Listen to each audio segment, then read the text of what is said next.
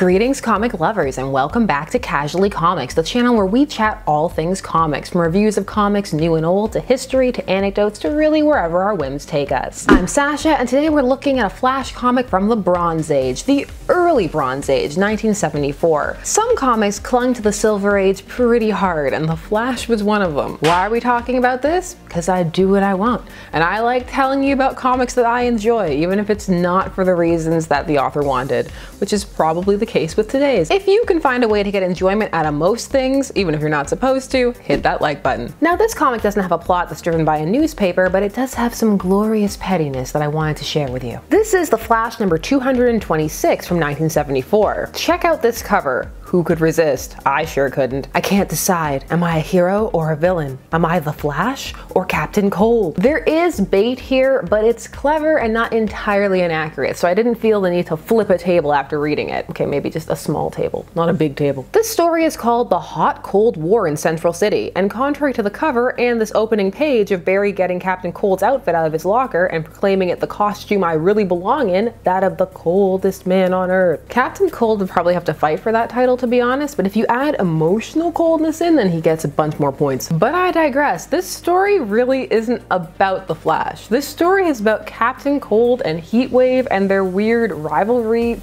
frenemyship, whatever is happening here. And by weird, I mean absolutely glorious. More comics like this, please. The comic opens properly on Central City Penitentiary, where Mick Rory is getting out. He's being paroled. Mick Rory is Heatwave, by the way. And no one is more bitter about this than Captain Cold, Leonard Snart. Bah, there's one thing I hate more than a straight man. Slang.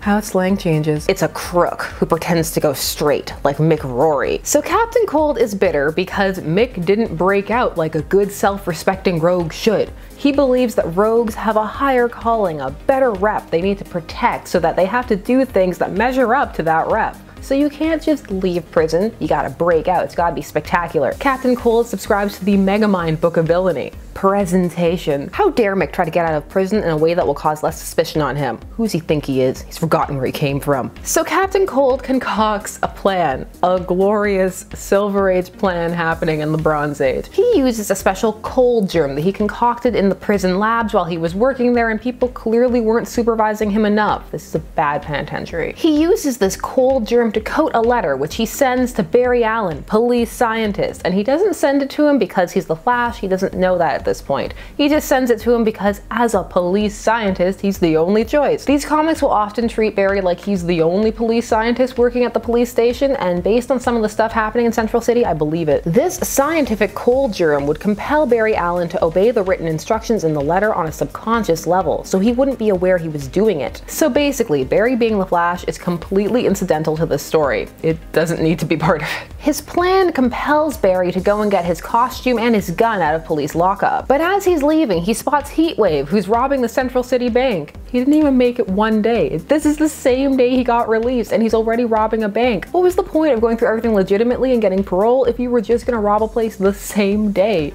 Might as well have broken out. Captain Cold was right. I'm judging you, Heatwave. Barry changes into the Flash and is about to take down Heatwave when suddenly the subconscious cold germ kicks in and he rushes to change into Captain Cold. It's here that the best part of the issue happens for me. It's Heatwave starting to think about how much he misses Captain Cold. As a loner, I'm not so hot as a crook. In the old days, Captain Cold always competed with me on our capers, and it brought out the best in me. Too bad the captain is still behind bars. I love it. He's out in the street all like, oh, me and Captain Cold, we had a good thing going. I miss him. Captain Cold's in prison. I can't wait to ruin his life. Scientific cold germ. So sad. When the Flash shows up, Heatwave goes, sliding on a sheet of solid ice. I hope this means what I think it means. Captain Cold, so you broke out of prison after all. Would you believe I'm glad to see you? I'll be your friend, Heatwave. You need better friends. Friends who will tell you that if you're gonna go to all the trouble to go through parole and spend years in prison, years, Captain Cold specified this took years, then you need a better plan than just robbing a bank the same day you get out, in costume, as the same persona you had when you got arrested. I'll help you. It's okay. Now Captain Cold's full plan is revealed. In his note, he said that Barry had to take the Captain Cold uniform and battle Heatwave to the death, either his death or Heatwave's. So in this scenario, either way Captain Cold wins. Either Heatwave dies, because how dare he do things differently than how Captain Cold feels they should be done, Or Barry Allen dies, and then, I know Rory, he's no murderer by nature. An innocent man's death will spook him so badly, the police won't have any trouble bringing him in. Ladies and gentlemen, the coldest man alive. Meanwhile, Heatwave thinks he's actually killing Captain Cold and feels terrible about it, so his plan's working. But the Flash escapes, the heat nullifies the cold germ, and he realizes what's going on and what he's doing. So he captures Heatwave and takes him back to prison, and the two end up sharing a cell together, Heatwave and Captain Cold.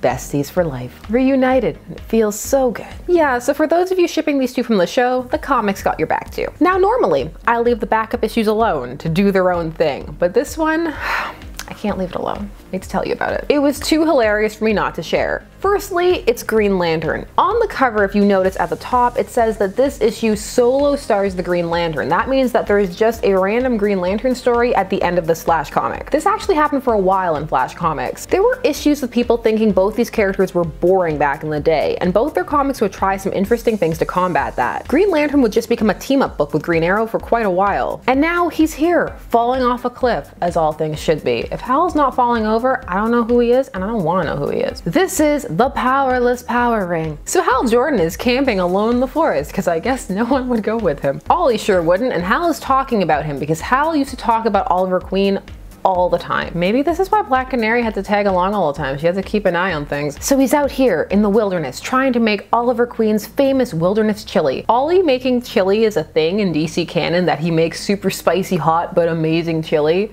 Yeah, it's a character trait. Green Arrow, trapped alone on an island, but not really. Learning to make fabulous chili. That's a CW joke. In the original comic canon, he was very much alone. He told Hal the secret is mushrooms, so he adds some. Then he eats the chili and decides to turn to Green Lantern before going to sleep. Cause what better way to waste the ring's charge than by sleeping? But right after he transforms, saying the oath, he notices a mysterious light show in the sky, all kinds of colors, shimmering, what have you. Hal's like, oh, is that the Aurora Borealis? All right, I'm gonna go to bed. He's awoken in the middle of the night by a black bear, because of course he is. But when he goes to use his ring, it's not working quite right. And when he tries to use it the next day, he feels sick and woozy and just doesn't know what's going on. So he's like, great, now I'm just some dude with a ring. And then of course, a woman starts falling off a cliff. Because of course she does. So more power to him, he's like, I better do something, ring or no ring. So he decides to start climbing the cliff himself to get up to the top to pull her up. She's got a good grip, she's holding on for all of this. And he makes it pretty much to the top before he slips, loses his grip and starts falling because he's Hal. Thankfully, he's able to make his ring work and projects a giant image of himself to save him and her. Later, while they're sharing a meal and talking about the weird sky stuff they saw the night before, which she describes as the gorgeousness, the gorgeousest, which is a slang word I am glad has died because I can barely say it. She then tells him that the mushrooms that he used for the chili, yeah, there's been some kind of recall on them. They're doing all kinds of weird things to people. People can't work, they feel strange, they can't operate heavy machinery. Ladies and gentlemen, the Green Lantern comic where he accidentally does shrooms. Or it was. I'm convinced that the CCA, that's the Comics Code Authority, made them change this. Because this comic ended with a the end, not a to be continued or anything like that. But next issue, all of a sudden, this same story is continuing and they tie it to the mysterious light show in the sky. This light show was yellow, so it affected his power ring and also gave him a personality change when he was using his ring, which led to that now infamous sexist Hal Jordan panel. To all of this, I say, nice try, Jan. He accidentally did shrooms and you know it and I know it. You can't take this away from me. This is going right up there with that time that Captain America accidentally did meth. These stories, well, they're hardly the pinnacle that comics have to offer. But for me, they're fun anyway. I found something to enjoy in them. The first one really did not help with Barry's rep for being boring. It's not even about him, but I do wish it had been more in line with the cover premise. I don't know, he slipped on some ice and thought he was Captain Cold. Different eras have different trends, and what can I say? I enjoyed Hal falling off a cliff because he accidentally did shrooms. You can't tell me that's not what happened. I don't care what anybody says. It's my headcanon and I'm convinced that it's true. Quality content. Share your thoughts down below, and if you were reading Green Lantern and The Flash in this era, did you find them boring? Personally, reading them back now, for the most part, I don't find them boring. There are some stretches, but overall, I think they're okay. Although there's one Green Lantern period that whoa. I'm Sasha, thanks so much for reading Casually Comics. Please do all the YouTube things. Like, share, comment, subscribe, and hit that bell notification so that you never miss a vid. I'll see you again soon. Bye-bye.